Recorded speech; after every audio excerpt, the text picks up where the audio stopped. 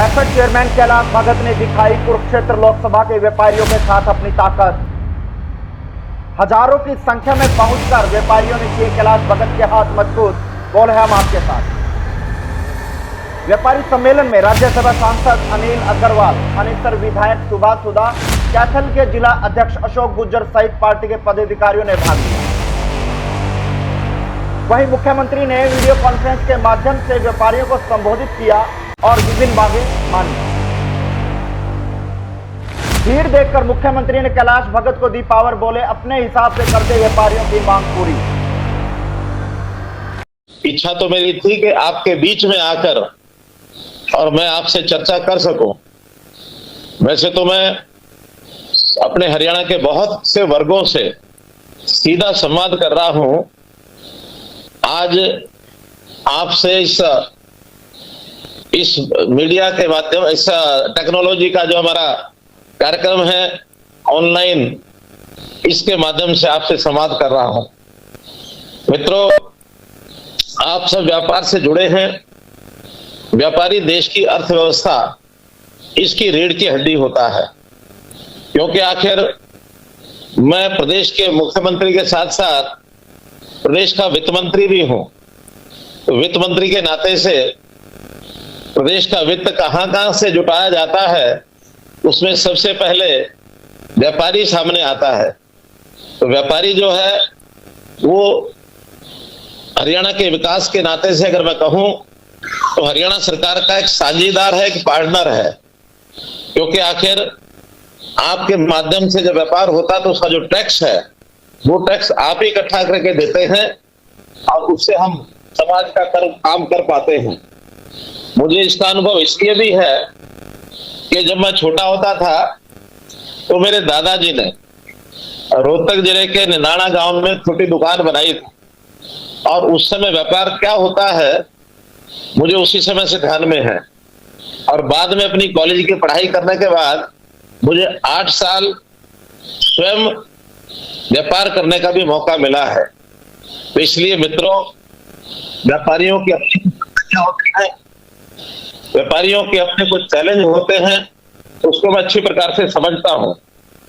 हमने इन व्यापारियों के समस्याओं को ध्यान करने के लिए हरियाणा में व्यापारी कल्याण बोर्ड भी बनाया है, और इस व्यापारी कल्याण बोर्ड के माध्यम से आप सबकी समस्याओं को हम हमेशा ध्यान करते रहते हैं।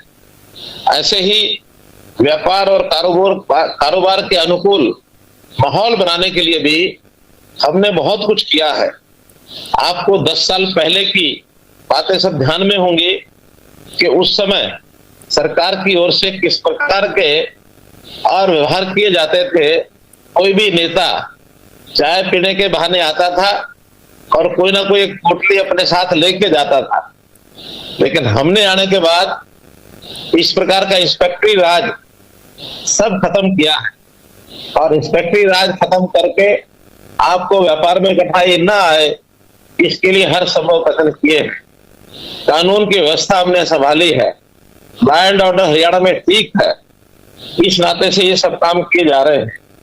आपके यहाँ बहुत सी कठिनाइयां, कहीं लाइसेंस की कठिनाई आती है, तो कहीं इस प्रकार का इंस्पेक्टरी राज, नए नए कानूनों की बात आती है। लेकिन हमने हमेशा व्यापारियों से विचार विमर्श करके ही इन सब चीजों को लागू किया है। उदाहरण के लिए, देश में जब जीएसटी लागू करने की बात आई थी तो उस जीएसटी के समय बहुत से लोगों से विचार विमर्श हुआ, कुछ विरोध भी हुआ, और बाद में जीएसटी लागू करने के बाद आज मैं जब व्यापारियों से पूछता हूं तो बहुत आनंद व्यापारी महसूस करते हैं। जो 2-2 प्रकार की बहियां बनानी पड़ती थी वो अब एक ही बही से काम चलता है। तो इसलिए जो व्यापारियों को सुगमता हुई, ये बहुत ज्यादा सुगमता, अच्छी सुगमता हुई है। व्यापारियों की जो कई बार हानि होती है, उनको नुकसान होता है, उसका बीमा ये करवाया जाए, इसका भी हमारा प्रयत्न चल रहा है। हम लोगों ने व्यापारी कल्याण बोर्ड के माध्यम से व्यापारियों को जो सामूहिक बीमा योजना है, चाहे दुर्घटना बीमा योजना है, चाहे क्षतिपूर्ति बीमा योजना है, उसके लिए भी योजना बनाई है कि आपके इस जो क्षति भरपाई है इसका इंतजाम करें। प्रधानमंत्री जी ने छोटे व्यापारियों के लिए लघु व्यापारी मानधन योजना जो बनाई है, वर्ष में 6,000 रुपए की राशि उनको सीधी दी जाती है, और छोटे जो रेडी वाले, थोमचे वाले और जो इस प्रकार का छोटा व्यापार करने वाले, रेडी लगाने वाले, उनको भी प्रधानमंत्री स्वनिधि योजना के माध्यम से 10,000 रुपए से लेकर और 1 लाख रुपए तक का जो लोन दिया जाता है, उससे उनको भी बहुत सुविधा हो रही है। मित्रों, आपको ध्यान होगा फरवरी 2016 में जब व्यापारियों का बड़ा नुकसान हुआ था, जो आंदोलन था, उस आंदोलन की जो क्षतिपूर्ति थी हमने तुरंत कर दी थी, और हरियाणा में इस प्रकार का घटना कभी ना हो इसके लिए बहुत से इंतजाम भी हमने किए। क्षतिपूर्ति कभी किसी व्यक्ति की होती है तो हम हमेशा आगे रहते हैं, चाहे वो व्यापारी है, चाहे किसान है, चाहे अन्य कोई व्यक्ति है, हम हर किसी की क्षतिपूर्ति का जो है इंतजाम करने के लिए हमेशा आगे रहते हैं, किसी को तकलीफ ना हो, दुख ना हो। मुझे हमारे जो कैलाश भगत जी हैफेड के चेयरमैन, उन्होंने कुछ डिमांड भी भेजी थी जहां तक कैथल मंडी का विषय है, लेकिन इसमें बहुत सी डिमांड ऐसी हैं जो पूरे हरियाणा के लिए हैं, तो उसके ऊपर हमने विचार किया है। कुछ बातों के अनाउंसमेंट मैं आपके यहाँ इस समय कर रहा हूं, निश्चित रूप से आपको उसका सब लाभ होगा। जैसा एक विषय सब्जी मंडी जितनी हरियाणा में है, उनका ये चल रहा था कि उनका जो रेट दर हमने तय की हुई है मार्केट फीस की या HRDF की, उसको फिक्स किया जाए, तो उसको एकमुश्त मार्केट फीस के नाते से विधानसभा में ये हमारा प्रावधान हमने पास करा लिया है, और अगले 1 महीने में इसके ऊपर निर्णय करके और ये आपको बता दिया जाएगा। इसी प्रकार यहाँ जो मंडी कैथल अनाज मंडी पुरानी 133 साल पुरानी है, उसका NDC का पोर्टल ये भी हम अप्रूव कर देंगे, इस डिमांड को भी मान लिया गया है। ट्रांसपोर्ट नगर कैथल में जो जमीनें जो HSPP ने दुकानों की बेचने के बाद शर्त लगाई थी, उसमें भी कुछ ढील देते हुए एक नई पॉलिसी बना करके आपको छूट दी जाएगी कि आप आगे दुकानें अपनी बेच सकेंगे, इसकी पॉलिसी भी हम बना देंगे। मित्रों, आपने मंडियों में सफाई का, रख रखाव का, GPS घड़ी का विषय, और वहां पर आवारा पशु न घुसे, मंडियों की 4 दीवारी, वहां के शेड का रिपेयर, गेट की व्यवस्था, ये बहुत सी मांग ऐसी लिखी हैं। अब ये इसके लिए भी एक नई पॉलिसियां बना रहे हैं, जिसमें आपकी साझेदारी, आपकी भागीदारी, हम अलग से हर मंडी की एक समिति बनाएंगे।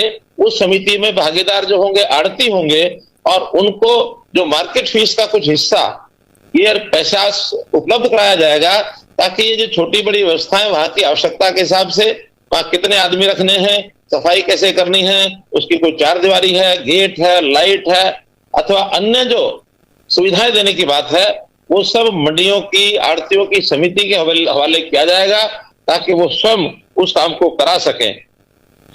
इसी प्रकार शहर में जो गोदाम बने हैं, न केवल कैथल में बल्कि हमारे सरकारी संस्थाओं के जितने गोदाम जिन शहरों में है, भीड़ ज्यादा हो गई है, तो उनकी पॉलिसी बना करके भी उनको एक एक करके बाहर निकालने का ये सुझाव भी आपका अच्छा है।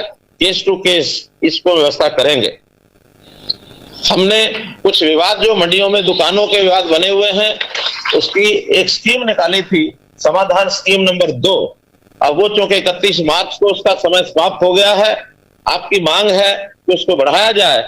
1 साल के लिए उस स्कीम को और बढ़ाया जाता है, ताकि जो समाधान और दुकानों का हो सके वो भी उसमें हम करवा सकें। एक है रिन्यूअल फीस ऑनलाइन करने का, ये भी हमने विचार किया है कि आड़ती द्वारा जो रिन्यूअल फीस है इसको ऑनलाइन कर दिया जाएगा, ताकि आपको कठिनाई न हो, वो भी भरने के लिए आपको अवसर मिलेगा। हमारे व्यापारी भाइयों ने कहा है कि जो नेफेड द्वारा खरीद की जाती है, सरसों है, मूंगफली है, अथवा मूंग है, सूरजमुखी है, नरमा, कपास, इनका जो हैंडलिंग चार्जेस है वो आड़तियों को दिया जाए 1.25%। कहीं ना कहीं इसमें कोई कठिनाई आई होगी जरूर, कहीं ना कहीं हमारी ओर से तो अनाउंसमेंट हो चुकी है। अब मैं ये हैफेड के जिम्मे लगाता हूं, और हैफेड में भी खास करके हमारे चेयरमैन कैलाश भगत जी हैं, तो कैलाश भगत जी स्वयं देख करके जल्दी से जल्दी इस व्यवस्था को लागू कराएं और 1.25% आड़तियों को और हैंडलिंग चार्ज ये उनको मिलेगा। उनको किसी को भी कोई कठिनाई नहीं आएगी। इसको तुरंत प्रभाव से और हैफेड से हम लागू कराएंगे। मित्रों, मैं तो पुनः आप लोगों को इस समय इतनी बड़ी संख्या में यहाँ एकत्र हुए हमारे मेंबर पार्लियामेंट श्री अनिल अग्रवाल जी, वो भी यहाँ आए हैं, तो निश्चित रूप से हमारा वो मार्गदर्शन करेंगे। और ये जो लोकसभा के नाते से ये 1 महीने के जो कार्यक्रम आगामी चुनाव को ध्यान में रखते हुए और ये किए गए हैं, इसके ऊपर जरूर आप ध्यान करेंगे। हरियाणा के व्यापारी, देश के व्यापारी, इन सब का समस्याओं का समाधान, स्मूथ हमारा जो व्यापार चले, अच्छे प्रकार से चले। नरेंद्र मोदी जी की सरकार ने बहुत से प्रावधान जो किए हैं, आगे जो आवश्यकता होगी देश भर में वो करेंगे। कोई भी अपेक्षा हरियाणा सरकार से आपकी है, उसको हम हमेशा तैयार रहेंगे। आपको केवल हमारे तक बात पहुंचानी है, समस्याओं का हल करना ये हमारा काम है। आप भरोसा करिए, आगे बढ़िए, हम आपके साथ हैं। बहुत बहुत धन्यवाद।